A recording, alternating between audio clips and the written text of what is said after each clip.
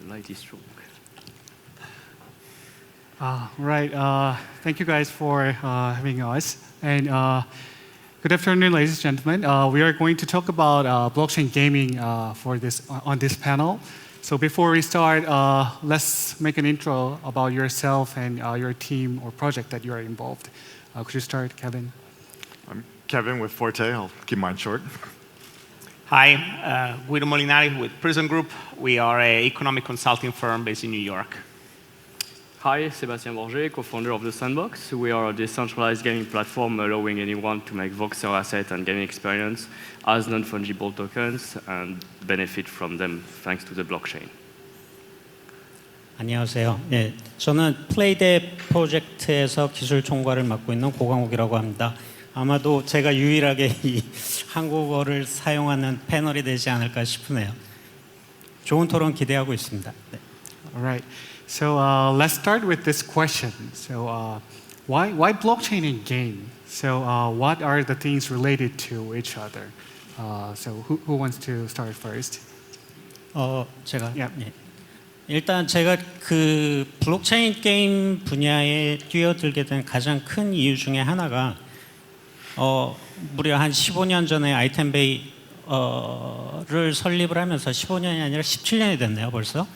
근데 그때 서비스를 하면서 겪었던 제일 그 문제 중에 하나가 그 아이템 소유권에 대한 문제였습니다. 그래서 그때 서비스를 시작하면서 게임 회사들한테 소송을 거의 한 40건 가까이 당했고요.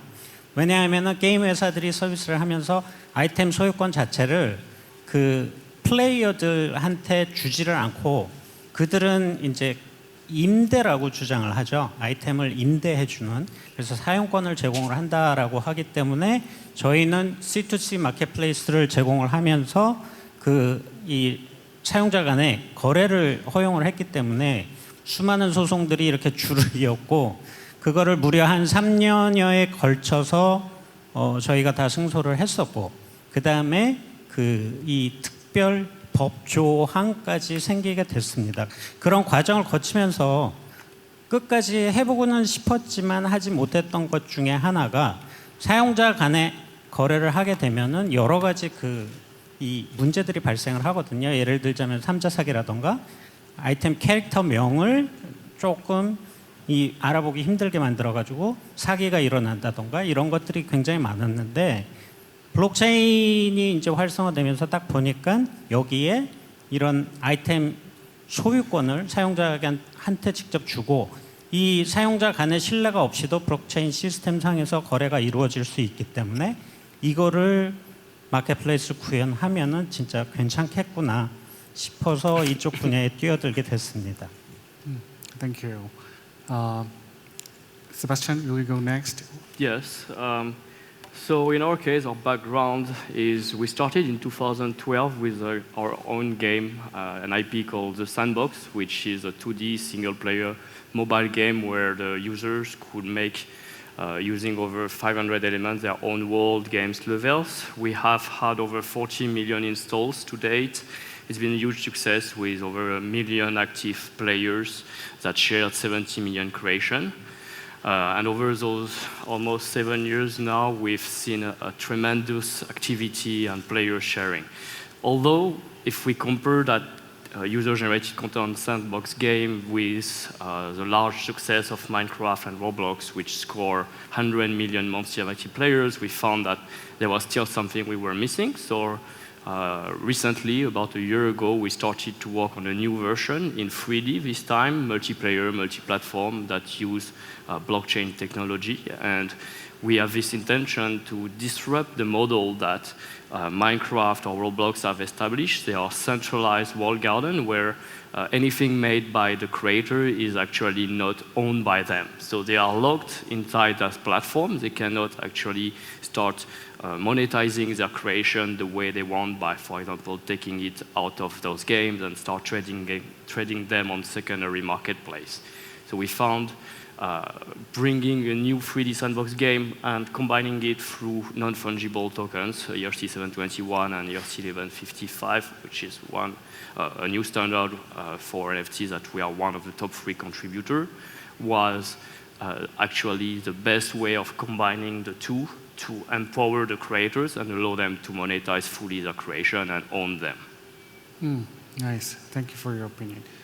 Kevin, do you want to add some comments? Yeah, I think over the last several sections of this conference, I think a big theme in blockchain is adoption.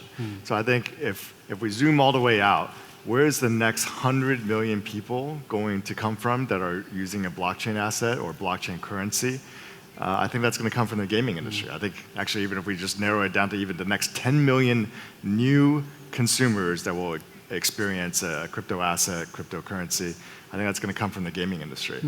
So on top of the large number of, gaming industry or gamers are a very, very ideal audience, right? Because gamers are already owning virtual currencies and virtual assets in a game. They're just locked into a central database. And the idea of having that asset or currency live on a public ledger that can be tradable, that can be owned and sold in the marketplace outside of the game even, that type of behavior has already happened in the gaming industry over the last couple of decades. So I think it's a ready user base that wants digital assets, digital currencies, and wants them to have real value. And but the game industry is a hard industry to penetrate. So I think it's going to take sort of a hybrid approach of people who really understand how to build blockchain technology and all of the solve some of the real engineering problems and technical problems there, but also really deeply understand the gaming industry and how to penetrate that market and make products and services that developers and players want to use. Got it. Thank you for sharing your view. And can I go on to the next question? Got it.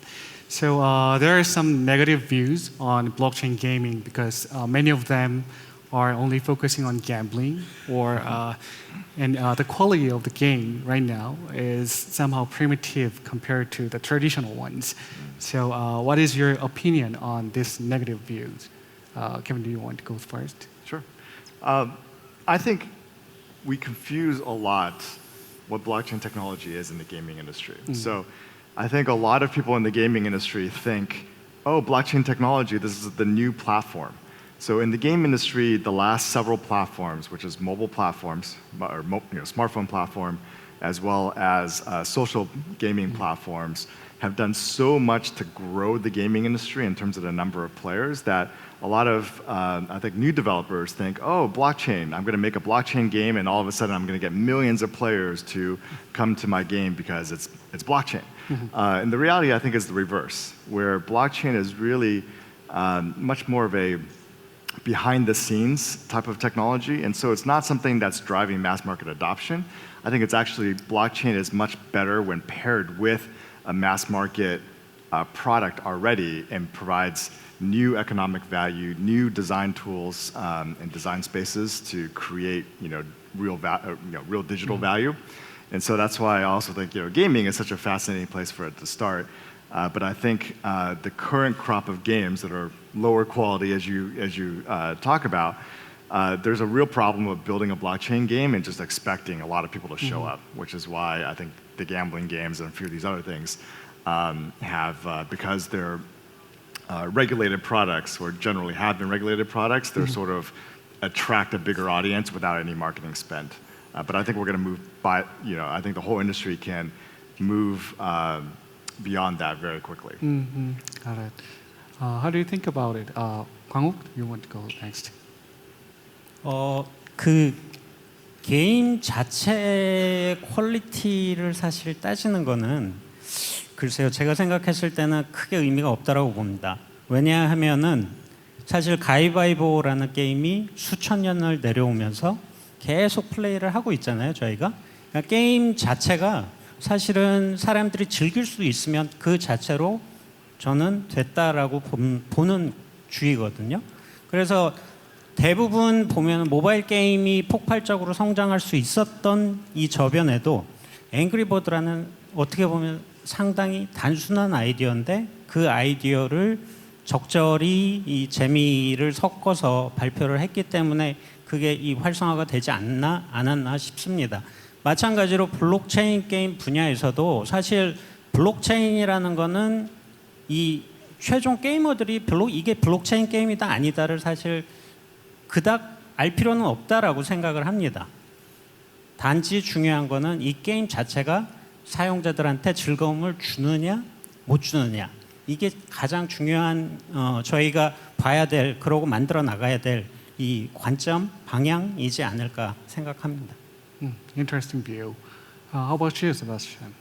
Well, I think it has to be a good game before everything else. And by modern definition of a good game, it has either a great graphic or it's fun and it makes you want to come back to play it again over a long time. And very often, young developers have been joining the bandwagon and forgetting about that key aspect that games now need to carry those aspects to be successful. And they often forget, they look for the quick profit versus building for the long term, whereas us, with our gaming platform and sandbox game, we are more on a long-term vision. We are building for the next 5 years, 10 years. So how do you achieve building this kind of game? You actually need to invest more money, human resource, and think how the economy design and how the blockchain, but the graphic and the core mechanics will all fit together to create both the incentive for the tokenomics, NFTs, but also how do you be engaging the user through this platform for such a long time. And to me, it's also essential that you think your player as your community and becoming part of a circle that works in collaboration between the developer and the community to achieve that.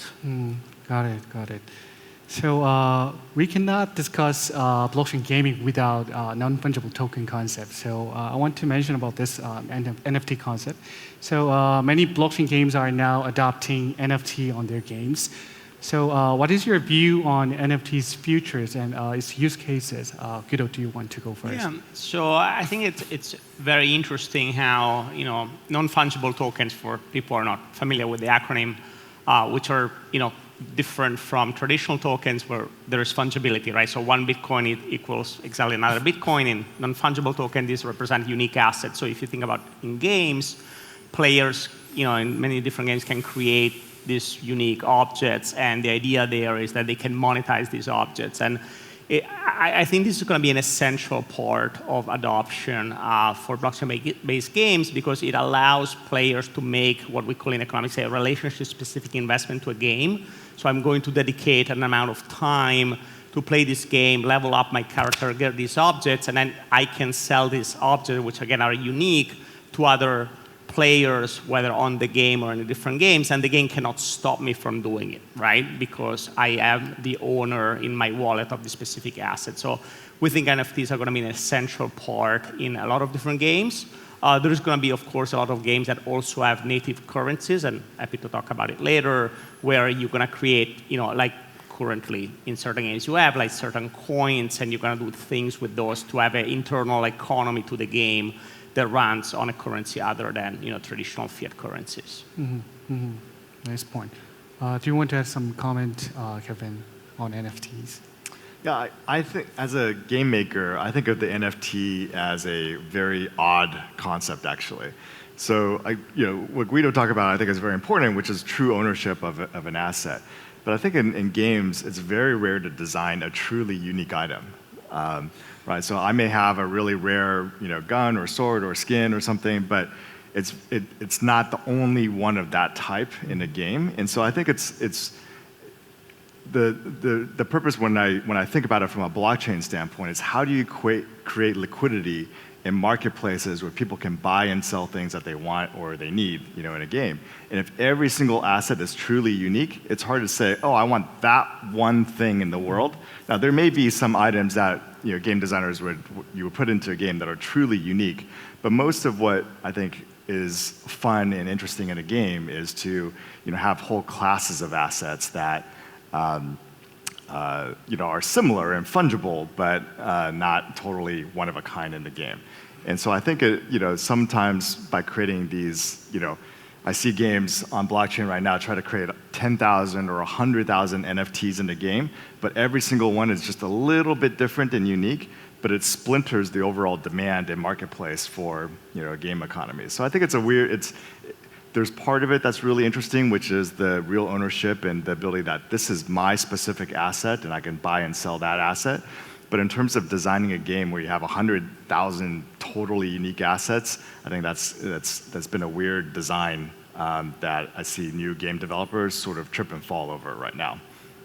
Yeah, I think just to respond to that, I would imagine that through the NFT you capture that user-generated content, and the way we see it in the broader economy is that what you're seeing is a shift to sort of long tail, many different slightly different units of, for example, think about shoes or clothes or jewelry, and we call it the Etsy economy, right? People are more and more trying to find unique objects that appeal to them as an individual. At the same time, I agree with you completely, Kevin, that you do need a liquid market. So there's going to be still a lot of objects that need to be fungible to have sufficient demand for them and supply on games. So yeah. As a game developer focusing on both NFT and user-generated content, what is your opinion, Sebastian? Well, we are all about, as a user-generated platform, about empowering creators. So we provide them the tool to make their NFTs and then publish them on a marketplace and become a builder of the metaverse, which is, I like this vision. I think NFTs have a strong potential here, not only for their potential interoperability across different games and platforms, but also because they can carry value through different aspects, noticeably whoever made it, is it a popular influencer or a superstar or just a regular person, who owned it before, what it had achieved, and the emotional value that yourself as a creator have put. And when you combine it to a sandbox game like us, the NFT have potentially great utility. The game creators can select them and apply specific mechanics to them that makes them suddenly more desirable for specific game or not by the users. And but also, as a creator, you should not expect that just because you create an NFT and you define a certain scarcity, it will start selling like crazy and there will be strong demand.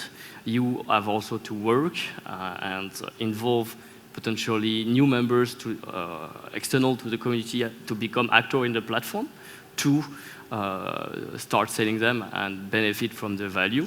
And as a way, NFT allow also to share the value with your community, with the game creator, with yourself as an artist. So I believe they are really powerful in that sense. Got it. And let's move on to the next question. And some blockchain games are issuing their own tokens, and some others do not issue their own tokens. So what are the advantages of each case? So what is your view on blockchain games which has its own token and or not? Guido, do you want to go? So as you guys know, this goes beyond gaming, right? There's a lot of platforms in different industries that have issued their own tokens. And the way we think about what is the advantage is that you are able to create platform-specific subsidies. So a very easy way to think about, if you're not familiar with tokens, think about having your own air mile program, right? Airlines have run token system for decades, and what they do is they subsidize travelers, especially business travelers that are very profitable, and they want to retain travelers. So if you're a business traveler with Korean Airlines, they're going to provide you through miles and ways to stick with Korea and not move to the competitor, right? So it is a powerful tool. At the same time, whenever you provide a subsidy in the system, there are going to be people who join the system just to gain the subsidy, right? And this is a big problem that we see in blockchain, because if you try to game the Korean airline mileage program, what's going to happen is you no longer can fly with Korean, right? In a decentralized platform, there isn't really an entity that can prevent you from doing it. And so if you find a loophole in the subsidy system, you can easily start basically extracting value by, basically gaming the game, right? So this is sort of a dual-sided issue. Again, in general, we have seen some projects being very successful with native tokens, but there have been also a lot of projects that I would say now are regretting having issued, and they would have rather funded themselves through traditional equity or other more traditional, I guess, form of financing. So, what is your opinion, Sebastian? Well, as a developer, I think you have to really think carefully of why you would need a token on your platform to run it. In our case, we have chosen to have a token. It's called Sand. It's an ERC20 utility token that serves not only as a medium of transaction on the marketplace to allow users to trade either the asset, the land, and other sort of NFTs, but it also allows some benefits from the users through staking mechanism and allow more roles overall on the platform than just players and creators. So by holding the token, you are accruing the value of it potentially and contribute to the whole economy of the platform. And in a sense, it's very positive. As well, by having our token, we're able to control more the supply and adapt it to the demand in general, so that we are not fully exposed to how the regular cryptocurrencies can evolve on the market. And I think it's also a benefit to consider for why having your own token. Kevin, I guess you have lots of things to share. How about you?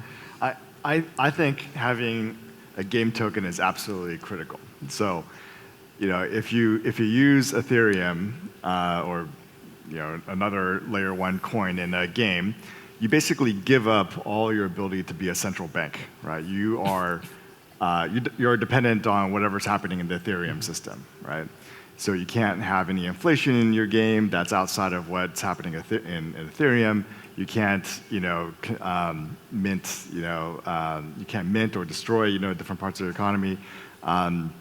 So game developers, you almost never play a game where you put Korean won or US dollars or euros into a game, and then you see a little $1 US in the game itself, right? Inevitably, you put a US dollar in or some fiat currency in, and they give you some gems or some platinum or some diamonds or something else, because the whole point is that with some type of a game currency, you can now create your own inflation. You can create bonus points. So if you put in $1, you may get 10 coins, but if you put in $100, maybe you're getting 2,000 coins, right? You're getting a massive bonus for doing that. So all of those things are kind of a very basic way that game designers have managed an economy before. And so trying to put Ethereum into as the core sort of asset or currency in the game, you lose all of that control. Now, what we started with in this panel was that there's a lot of friction in getting people into a game, right? So you use Ethereum because you don't want to create another friction point if somebody has to understand a different type of token, et cetera. Obviously, a lot of people have ETH. And so you want to use ETH to make it easy for people to come in, but then you can't control the game. So it's a rock and a hard place, and I think this is a big problem that we're trying to solve at Forte and make it really easy for game developers to control their own economy, but still not have the friction of introducing a new coin in a way that is foreign to what consumers are used to. Kwang, do you want to add some comments? 글쎄요. 항상 그래왔듯이 지금 이 블록체인도 마찬가지고 블록체인 게이밍 시장도 마찬가지인 것 같은데 사실은 어떻게 보면 지금이 헤게모니 싸움이라고 볼 수 있을 것 같습니다. 그러니까 결국에는 블록체인 메인넷을 개발하는 이 메인넷 플랫폼 개발 이 그룹이나 블록체인 게임을 개발하는 블록체인 게이밍 회사나 코인 혹은 유틸리티 토큰을 이용해서 좀 더 많은 사용자 풀을 확보하기 위한 과정이 아닌가 싶습니다. 그리고 지금 현재가 이제 가장 이렇게 어떻게 보면 치열하게 헤게모니 싸움을 해나가는 과정이라고 보고 있습니다. Thank you for sharing your view. And the next question is, game companies originally focused on game content itself has evolved to game publisher or gaming platform like Kabam, Nexon, or Netmarble. So what is your view on blockchain gaming platforms? So will it be dominant in the blockchain gaming scene as well, like a traditional one?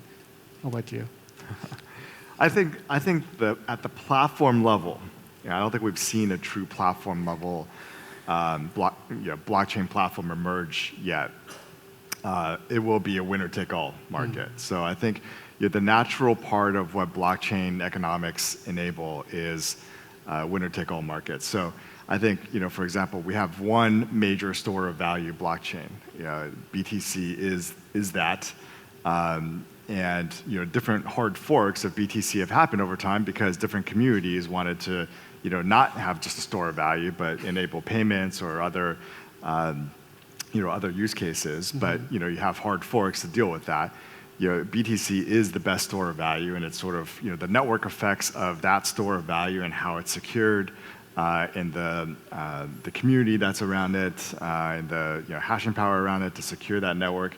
It's a runaway effect. So when these things are done right, there's massive advantages. And so we generally think in the gaming industry, having been a student of the business of gaming for many decades from the very beginning, there's been many platforms. I'll just go back to Steam, as the last major one on PC.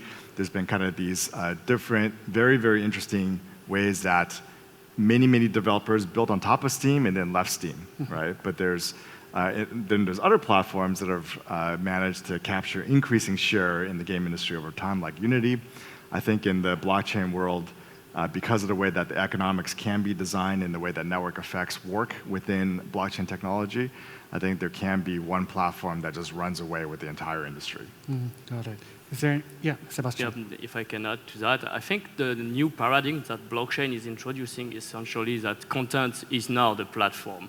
The game items or the games themselves tokenized as NFTs can be distributed anywhere. So they don't need necessarily a platform to have an audience to actually come, but they can be the new point of attraction for players to come and use, because they have them in their wallet and they can use those NFTs into specific games that will support them to attract new players. So in a sense, it's still very early in terms of the development, and we have to see some use case, but technically it's possible, and I'm quite excited about this. Got it. Is there anyone who wants to add some comments about this question? Yeah, I actually second a little bit what Kevin said. What we see in a lot of different sectors is that there is going to be one winner take all due to the nature of blockchain and the network effects that you see.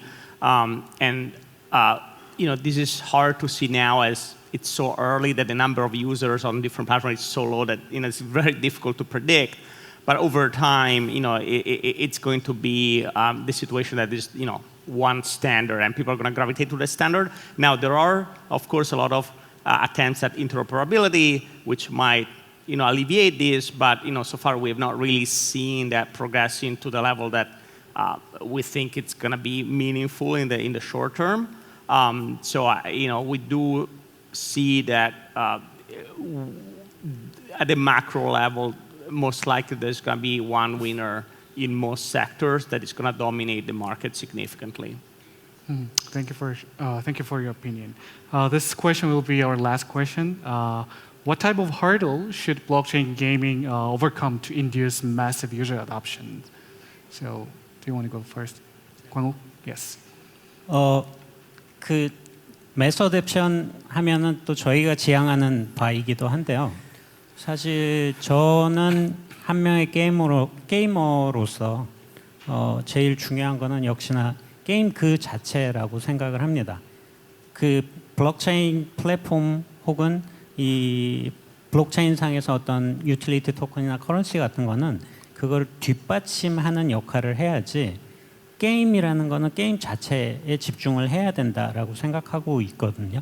그리고 그 지금 마침 이 블록체인 플랫폼이 어떻게 보면 성장하는 과정에서 메서드 옵션을 해야 되는 상황인데 그거를 도와줄 수 있는 게 블록체인 게임이라고 보고 있고 이 게임 컨텐츠의 재미 자체에 집중하는 것이 결국에는 승패를 가르지 않을까라고 생각하고 있습니다.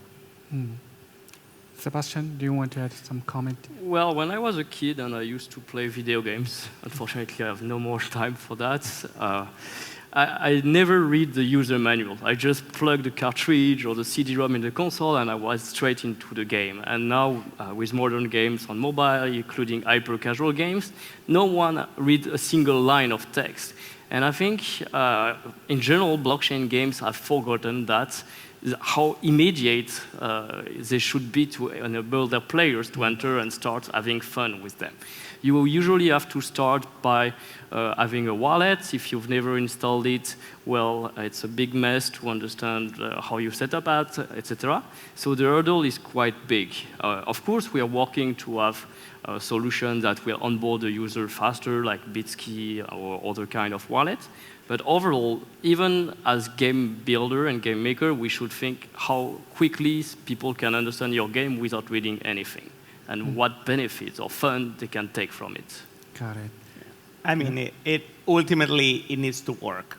And again, this is not just blockchain games. It's so many different sectors where the technical complexity is not something that the user needs to experience. That's.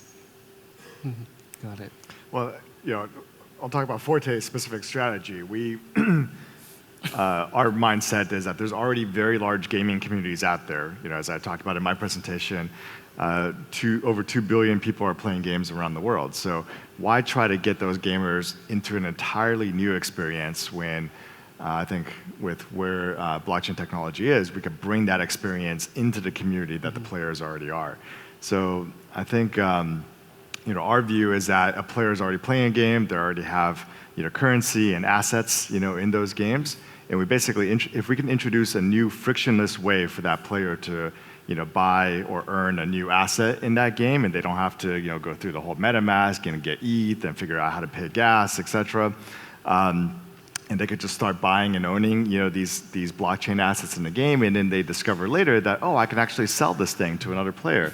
That aha moment for a player, I think, is going to be so big that if we can take care of all of the hard work to remove all of that friction and still make it a real blockchain asset, I think that light bulb that goes on in a player's head will be massive, and so that's our view about how do we drive the next many millions, tens of millions, hundreds of millions of people, is to not try to get them all into a new game, but let's bring blockchain technology into the games where they're already having a good time.